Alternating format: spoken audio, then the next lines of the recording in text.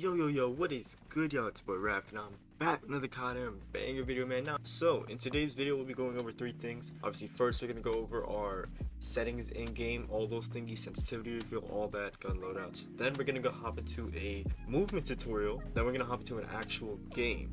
If you guys do enjoy this video, make sure you go on ahead and drop a like. I know this was highly requested, so here we go, man. I hope everybody does enjoy the video, and if you guys do, make sure to go on ahead and tap the like button once again. Subscribe if you are new, and let's go on and hop to the video. First things first, you guys do want the HUD, man. I will pop it on screen right now. This is my HUD. The HUD code is on the screen at the current moment if you guys want to try it out. I will drop all these in the comment section down below for you guys to copy. So yeah, now we're just going to do a quick rundown through my basic settings. Nothing has really changed from the previous settings review, but you know, I'll just show it for y'all.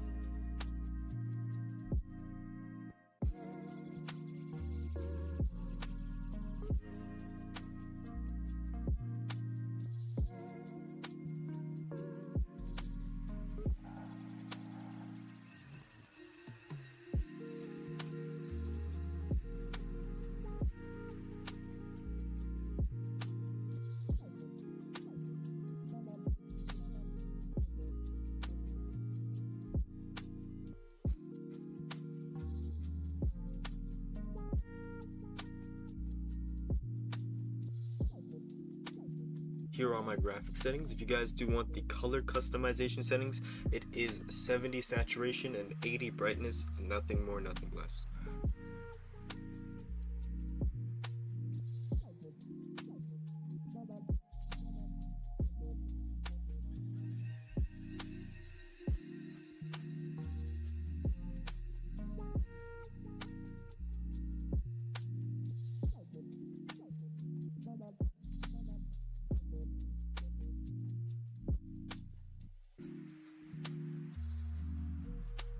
And here's my sensitivity. If you guys do want to copy it, I will drop the code alongside the HUD in the pinned comments down below.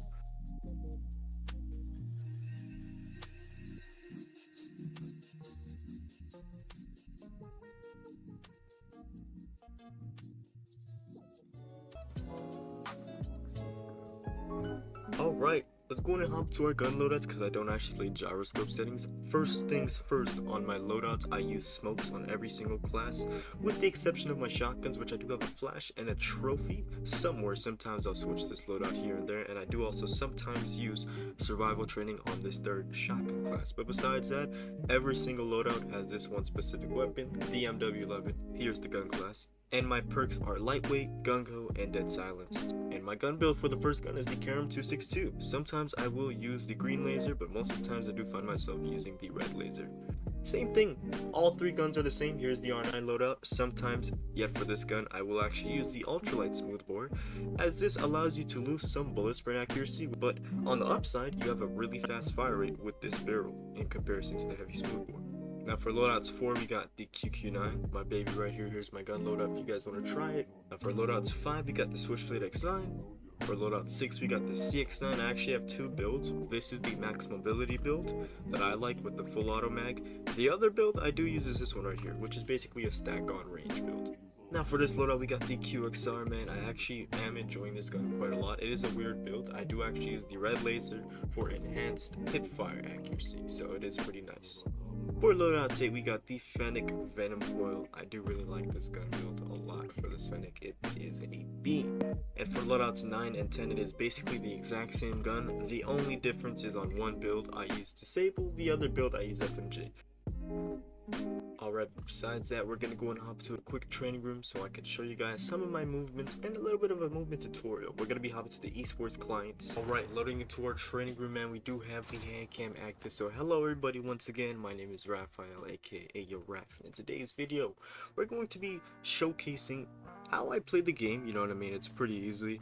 A lot of people have been requesting a Handcam video, so here it is, man. But I've decided to add a little bonus alongside my Handcam. We'll be playing one pub match, but I also want to give you guys a quick rundown of my movement and a little bit of a movement tutorial.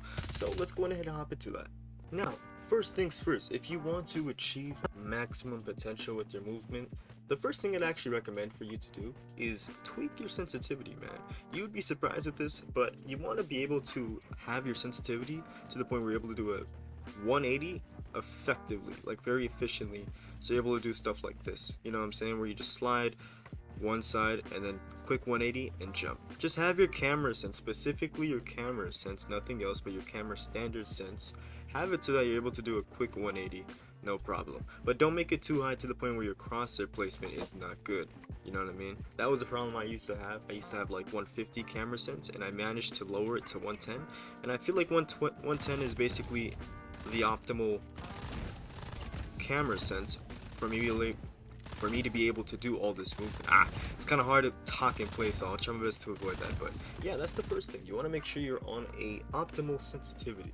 Now for the second setting, I'm going to ask you guys to go all the way to your basic setting and scroll all the way down till you see always sprint section.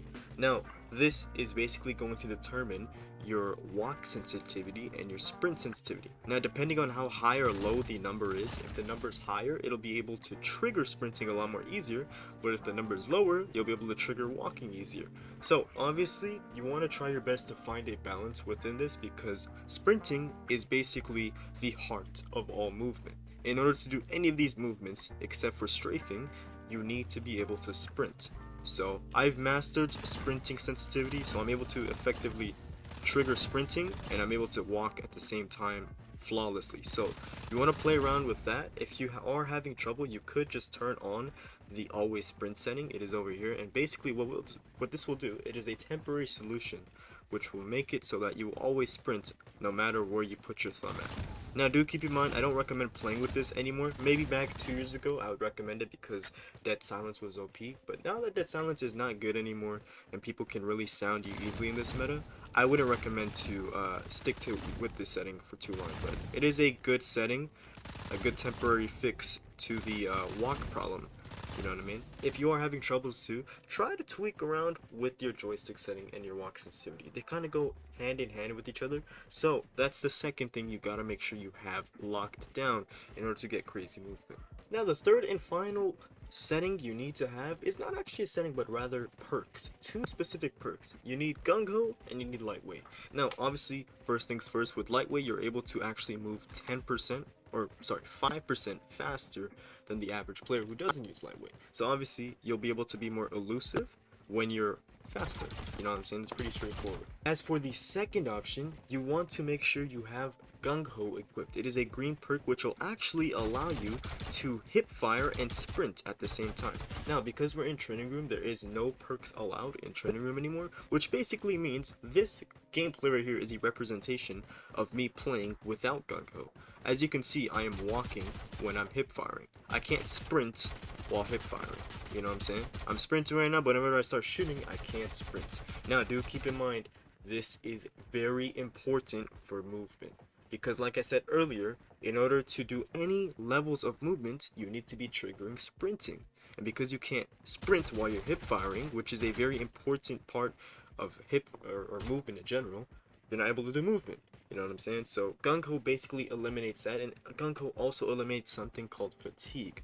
Now fatigue is something you get if you are a tap to hold or tap to ADS player. If you're a hold to ADS player, you do not get something called fatigue anymore. Or if you use this button right here, which is I like to call the auto ADS button, if you use this button to play around, you will not get fatigue anymore. Now fatigue is basically it's like a very small margin of a timestamp in which when the player is done shooting and un-ADSing, for that current moment, you are walking, not sprinting. Now, like I said, because gung ho eliminates this factor, if you play with gung ho, you'll realize your movement in training room is really like, sometimes you'll end up like crouching and stuff. You know what I mean? If you try to like do some movement, you might end up crouching while trying to sprint, but with gung ho, that's not the case anymore. You know what I mean? So gung ho is a very, very important perk if you are a tap to play or tap to ADS player.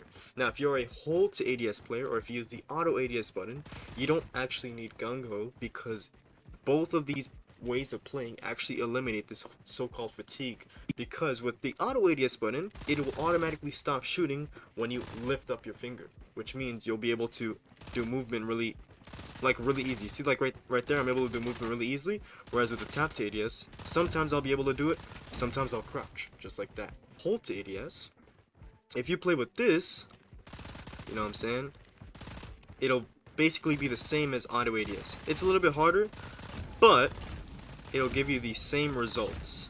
You know what I mean? So it's pretty cool. Now, you don't actually need to change around your HUD or change tapped ADS or play with the auto ADS button if you want to have God tier movement. My only recommendation, right, if you don't want to play with Gunko either and you want to have good movement, just understand to stop your shooting and then do your movement. Wait a little bit of time, you know what I'm saying? Wait like 1-2 seconds. Or what I like to do, even when I do have Gunko, is once I stop shooting at somebody, I'll do this type of movement to recover my sprinting animation, then I'll slide. Because like I said, sprinting is basically the godfather of all movement. It enables movement. Remember this in the next part of the video. These 3 tips are going to help you elevate your start to getting better movement. Now we're going to hop into the real thing, how to actually get better movement in COD Mobile. Now there are different movement mechanics in the game, but I'm going to go from the most simplest ones to the most hardest ones. Now obviously the most simple one is strafing. You're just ADSing. Yes, this does technically count as a movement, although it's very basic. It's one of the most efficient movements you can do because it requires the least amount of brain power, and it is, technically speaking, unpredictable. So, strafing is very easy, very straightforward. The second movement I'd like to add on to this tutorial is the wall bouncing. It's when you slide and you're able to 180. Now, like I said earlier, in the first tip, you want to have your sensitivity made so you're able to do a quick 180 because most of these movements are going to require you to be able to flawlessly turn your screen at a 180-degree angle effectively without being able to, like, you know, swipe all the way. You see how little I'm swiping? You know what I'm saying? I'm barely swiping to be able to do wall slides. Now the third one is the dolphin jump, where you just go like this, or the frog jump. I don't know what it's called. It's basically when you slide one way, do the quick 180 before your slide ends, and then jump. Now there are 2 ways you can do this. The fast dolphin jump, which is basically like this to actually throw people's aims off temporarily, and there's the long dolphin jump where you go like this, you know what I'm saying, where you basically are able to, you won't necessarily throw your enemy's aims off, but depending on the gun that you're actually using, if you're using a gun with high mobility, your slide will be a lot more further. You see how long that slide is in comparison to a heavy ass gun like this? You see how short that slide is? You know what I'm saying? I would recommend, if you are using a very lightweight gun, go for the long dolphin jumps, but if you are using a very heavy gun, go for the quick ones. You know what I'm saying? Because when you do the quick ones, you won't actually feel a difference. So yeah, it's pretty easy. Like I said, one more time, you slide one way, 180, jump the other way. Very, very easy to do. Now the hardest movement in my opinion you can do is called the bunny hop. Obviously I'm not talking about when you just go like this, you know what I'm saying, you just constantly do a lazy jump. No. It's pretty hard to do. I actually haven't mastered it, but it's basically when you have a lot of momentum and then you just like that, you jump instantly before your enemy or before your character hits the floor, which results in momentum swing. Now, on your POV, this might just seem like a regular bounce, but if you do it effectively on your enemy's POV, you will literally look like you are moving this fast across your enemy's screen. It's like you're in the air moving, like you're literally jumping in midair while strafing from this to that very, very fast. It's very weird to explain, but basically the way you do it, you want to be able to time your jump and jump like that right before your animation ends. That's not a bunny hop, but the one I did before, like that right there, that's the bunny hop. If you're able to time it, you'll notice you're able to do it correctly when your momentum is like continuing, you know what I mean, and not stopping when you go for another jump. So this is the hardest movement you can actually do in COD Mobile at the moment, because it's not a real movement that they implemented to the game. It's kind of more like a bug. You'll see it when players do it against you and they're just flying across your screen. That's the bunny hop, and they're doing it to you. So these are the 4 movements that I personally use in COD Mobile. They are pretty easy to do. Like I said, you take these tips and advice and you just practice. You will become a movement god in no time. My promise to you, man. Because at one point in this game, I was never a movement god. I looked at the game from a mechanical and statistical approach, and I looked at all the pro players who had movement, and I took some advice from them, and here I am 4 years later, known as the movement god. So yeah, it's pretty easy. Hopefully you guys did enjoy. We're going to go ahead and hop into one more game. It's going to be a pub match. We're just going to be running out the R9 and using some guns here and there. So if you guys did enjoy today's video, make sure you go ahead and tap the like button down there. Subscribe if you are new once again, and I will catch you guys in the next video, man. Take care. Peace out, y'all. Domination.